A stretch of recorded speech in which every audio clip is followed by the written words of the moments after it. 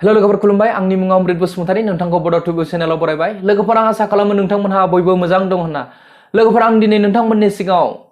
नोंथांमोनहा माबोरैहाय जे नोंथाङा नखराव प्रडाक्ट इउज खालामो बे प्रडाक्टनि गेजेरजोंनो नोंथाङा गोबां रां आर्न खालामनो हायो बा खामायनो हायो इनकाम खालामनो हायो नोंथाङा आं बिनि सोमोन्दै नोंथांमोननि सिगाङाव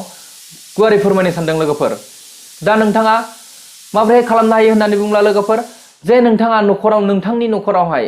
जे प्रडाक्ट इउज खालामो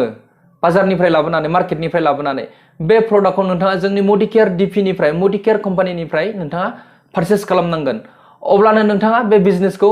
सुरु खालामनो हायो स्टार्टिं खालामनो हायो आरो नोंथाङा बे आं जे खोन्थागोन दान मोनब्रैनि प्लान 4 month प्लान बिनि गेजेरजों नोंथाङा दान मोनसेयावहाय 15,000 निफ्राय लानानै 15 लाखसिम नोंथाङा दान मोनसेयाव मानि आर्न खालामनो हायो लोगोफोर दा बिनिखायनो नोंथाङा बे प्लानखौ मोजाङै मिथिनो थाखाय भिडिअखौ जोबजासिम नायलांबानो जाबाय स्किप दा खालाम जाहाथे नोंथाङा बे प्लानखौ मोजाङै बुजिनो हायो बा मोजाङै मिथिनो हायो दा नोंथाङा भिडिअखौ नायलांबानो जाबाय दे लोगोफोर बिदिब्ला भिडिअखौ जागायदिनि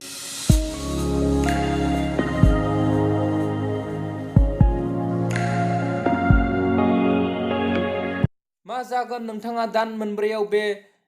कमिटमेन्टखौ फल' खालामोबा बे मोनसे मिउजिकेल रिजाल्ट्स पावर अफ नेटवर्किं लोगोफोर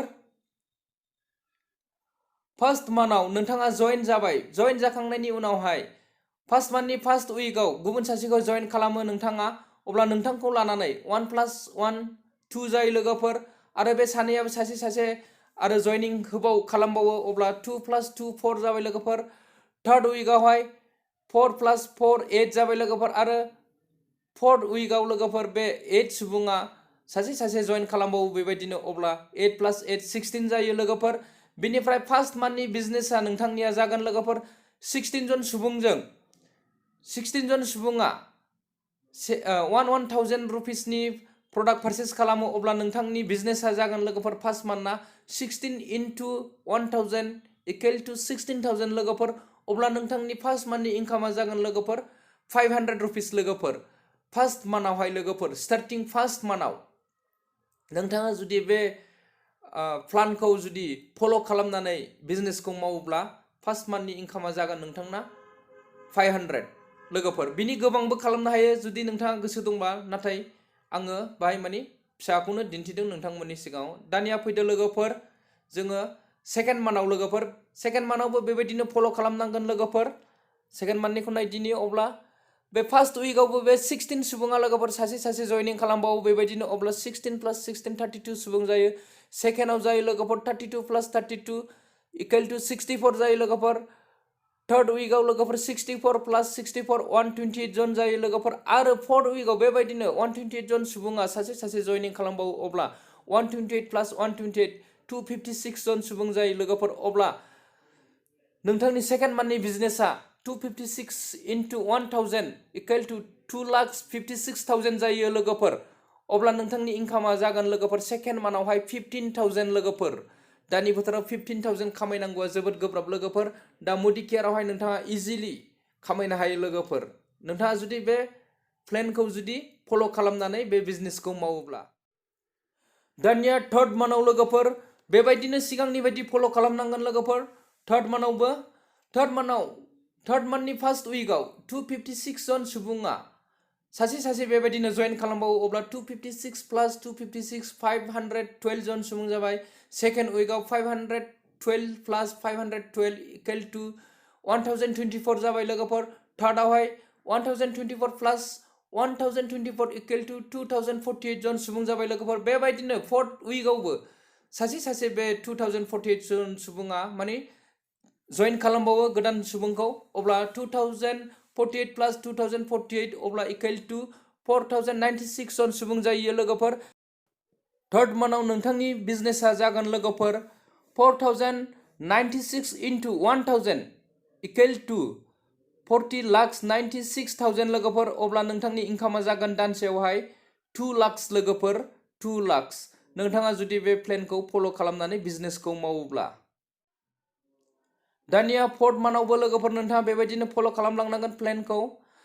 फोर्थ मान्थनि फार्स्ट उइकआव लोगोफोर जे जोङो 4096 सुबुंमोन अब्ला बेबो सासे जइन खालामो अब्ला 4096 प्लास 4096 इक्वल टू